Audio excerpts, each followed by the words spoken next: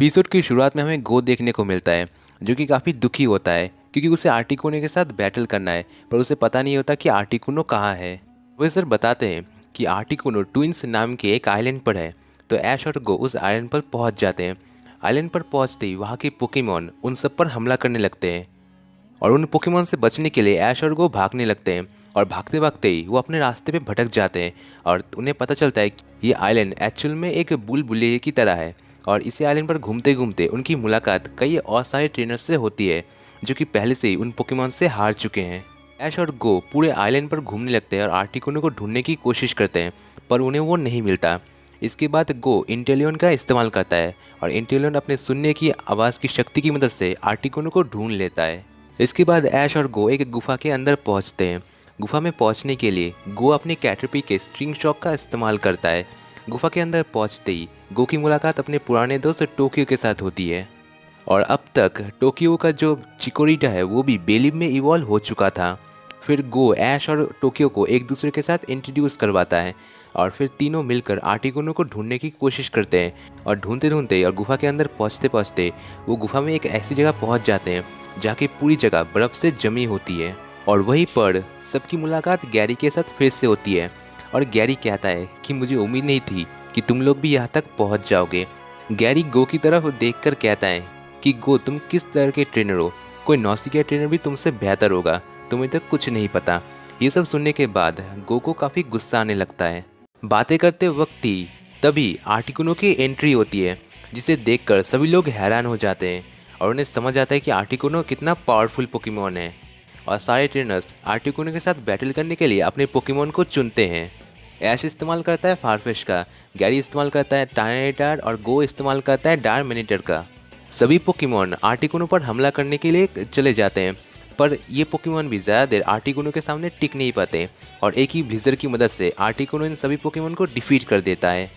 इसके बाद ऐश इस्तेमाल करता है मेगा लुकारियो का यानी कि लुकारियो का और गो इस्तेमाल करता है स्कॉर्बनी का और गैरी इस्तेमाल करता है अपने अम्ब्रियन का और टोक्यो इस्तेमाल करता है अपने गार्बेडियोर का। सभी पोकेमॉन फिर से आर्टिकुनो पर हमला करते हैं पर ये पोकेमॉन भी ज़्यादा देर आर्टिकुनो के सामने टिक नहीं पाते और आर्टिकुनो सिर्फ एक ही ब्लिज़र की मदद से गैरी के अम्ब्रियन को जमा देता है जिसके बाद गैरी का अम्ब्रियन बैटल में डिफीट हो जाता है और जो पोकेमॉन बचते हैं वो है ऐश का लुकारियो और गो का स्कॉर्बनी।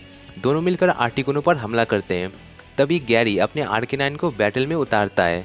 लुकारियो और स्कॉर्बनी टीम अप करके किसी तरह आर्टिकुनो को थोड़ा डैमेज पहुंचाने में कामयाब हो जाते हैं। इस बैटल के दौरान आर्टिकुनो कई सारे हमले करता है जैसे कि ब्लिज़र्ड, विंग अटैक और भी कई सारे अटैक्स। इन्हीं सब अटैक से ऐश के लुकारियो और गो के स्कॉर्बनी को बचाने के लिए टोक्यो का गार्बेडोर कई बार रिफ्लेक्ट अटैक करके उन सभी पोकेमॉन को बचा लेता है पर जल्दी आर्टिकुनो तीनों ही पोकेमॉन को बैटल में डिफीट करता है। अब जो बचता है वो है गैरी का आर्केनाइन। इसके बाद ऐश इस्तेमाल करता है पिकाचू का और टोक्यो इस्तेमाल करता है बेलिव और गो इस्तेमाल करता है अपने बॉल्डोर का।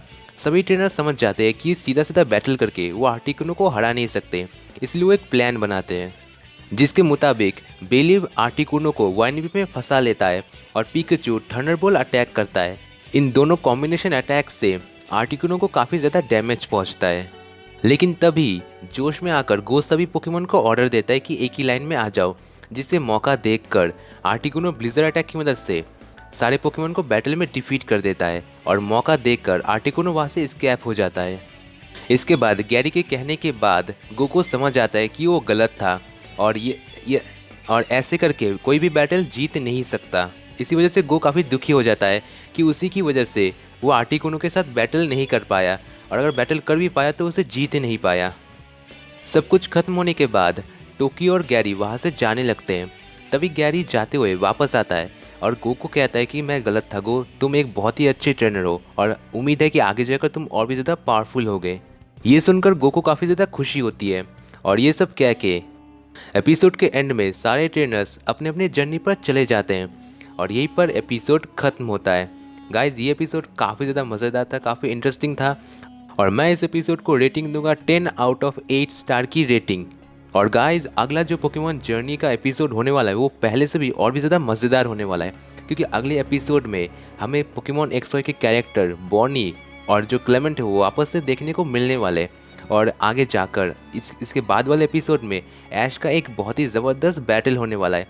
तो यस, बहुत ज़्यादा मज़ा आने वाला है एंड होप कि हमें सरीना भी देखने को मिल जाए। बट गाइज आज के लिए बस इतना ही। होप करता आप लोगों को वीडियो पसंद आई होगी। वीडियो पसंद आए तो वीडियो को लाइक कर दीजिए, चैनल पर पहली बार आए तो घंटे को ऑल पे सेट कर दीजिए, सब्सक्राइब कर लीजिए ऐसी ही पोकेमॉन की वीडियोस देखने के लिए।